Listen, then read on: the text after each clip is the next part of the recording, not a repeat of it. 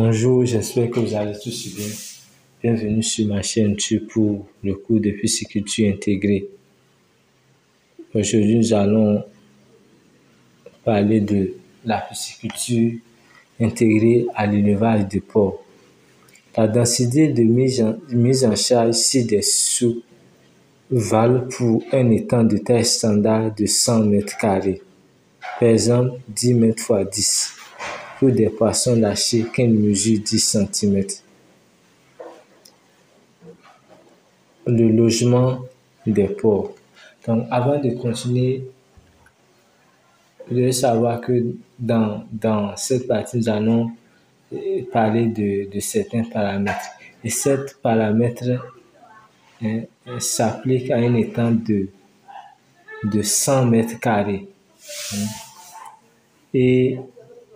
Et on va considérer que les poissons qui ont été ensemencés dans l'étang mesurent 10 cm. Nous allons parler maintenant du logement des porcs. En général, les porcs ont besoin d'un sol de superficie de 1 à 1,5 m² par porc. Il y a deux moyens de loger des porcs en combinaison avec les poissons. Donc, dans l'élevage des porcs, il faut respecter cette densité-là, 1 à 1,5 m² par porc. Le plus courant est de construire les enclos sur les rives de l'étang. On creuse les canaux de drainage de façon que le fumier de porc puisse être lavé avec l'eau dans l'étang. Un enclos à sol dur permet de perdre moins de fumier. Construisez le sol en pente dans la direction de l'étang pour faciliter le lavage du fumier dans l'étang. On peut toujours avoir besoin d'appliquer le surplus de fumier à un autre étang. Donc, pour associer l'élevage des porcs à la pisciculture, il y a plusieurs façons de le faire.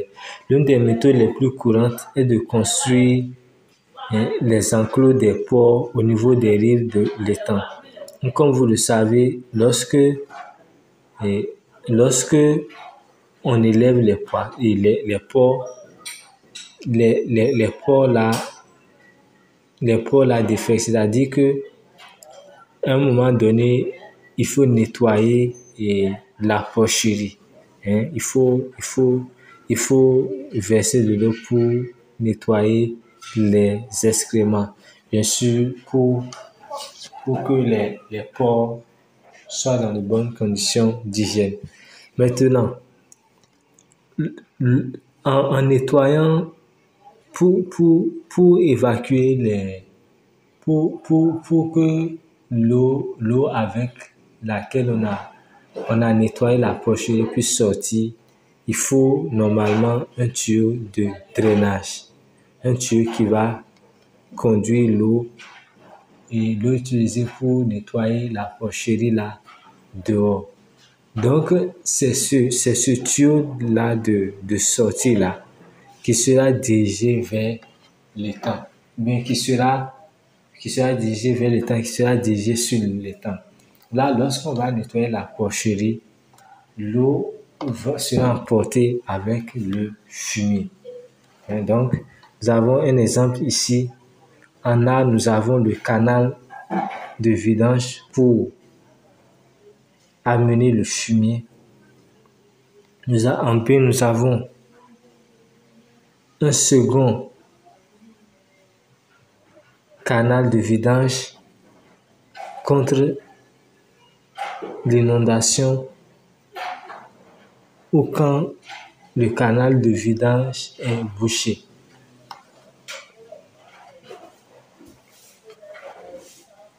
Il y a un second canal de vidange parce que il peut arriver que le taux de fertilisation de l'étang soit acceptable ou bien le taux de turbidité ou bien le taux d'algues dans l'étang soit important. Donc, en cette période-là, on ne peut plus continuer à envoyer de l'eau avec les excréments de porc dans l'étang. Il faut diriger cette ou là ailleurs. C'est pour cela qu'on fait un second canal de vidange. Donc, dans la figure 6, c'est un exemple de construction d'un enclos à porc pour la pisciculture.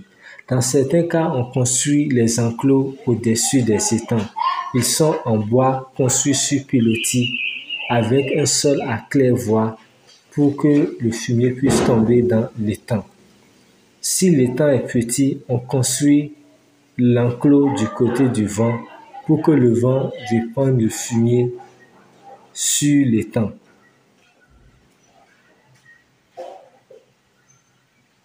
Si l'étang est grand, il est bon de construire des enclos à plusieurs endroits de l'étang.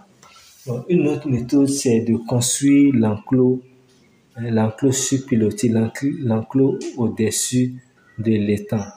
Maintenant, lorsqu'on construit un enclos de porc au-dessus des étangs, cela veut dire que les excréments doivent être utilisés pour l'alimentation, pour la fertilisation de l'étang. Maintenant,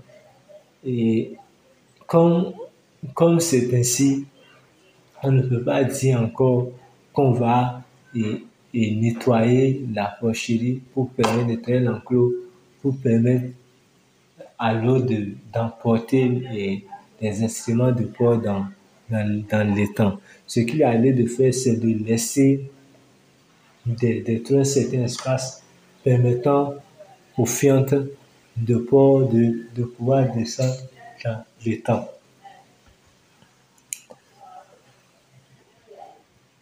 Donc, dans ce genre de cas, nous avons un étang qui est petit.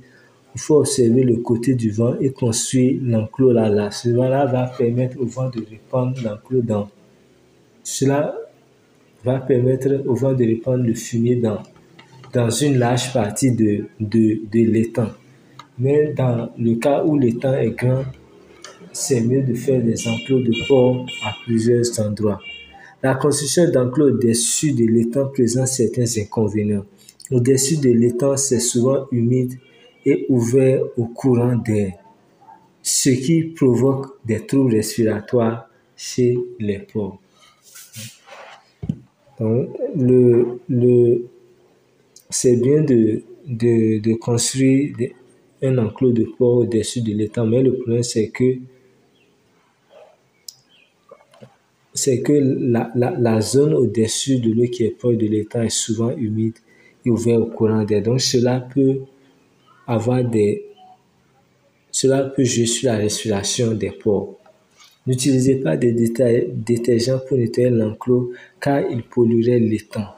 Pour plus d'informations,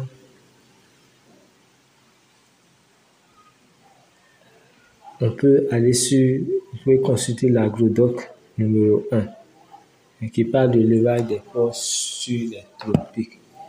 Donc, lorsque l'enclos pour porcs est construit sur pilotis, il est interdit, il n'est pas bien d'utiliser des produits chimiques, des détergents pour nettoyer l'enclos. Sinon, cela va polluer directement l'étang. Nous allons passer maintenant au cycle de production. La période nécessaire pour la croissance des porcs de 20 kg à 100 g est d'environ 6 mois. Pendant cette période, ils fourniront du fumier. Ce laps de temps suffit à élever la plupart des espèces de poissons. Donc le cycle d'élevage d'un porc est d'environ 6 mois et cela correspond au cycle d'élevage de la plupart des espèces de poissons d'élevage. Là, on parle des porcs qui ont au moins 20 kg à 100 kg. Les tilapias prennent environ 3 mois pour atteindre la taille de marché, c'est-à-dire 150 g. C'est-à-dire qu'on peut élever 2 lots de tilapia pour un porc, pour un lot de porc. Pendant les 60 premiers jours, ils produisent environ 1,5 kg de fumier par jour. Un porc âgé de 60 à 20 jours produit environ 3 kg par jour. La conversion alimentaire moyenne du fumier de porc est de 25, c'est-à-dire qu'il faut 25 kg de fumier de porc pour produire 1 kg de poisson. Pendant leur croissance, les poissons ont aussi besoin de davantage de nourriture. Si le cycle de production des poissons est de la même longueur que celui des porcs, le besoin de nourriture des poissons augmente environ à la même vitesse que la quantité du fumier produit. Quand 2 lots de poissons sont produits dans un seul cycle de porc, quand 2 lots de poissons sont produits dans un seul cycle de porc, il faut contrôler la quantité de fumier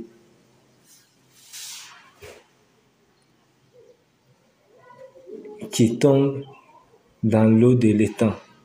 Au début du second cycle de poisson, les porcs auront atteint l'âge de 3 mois et produiront trop de fumier pour les petits poissons.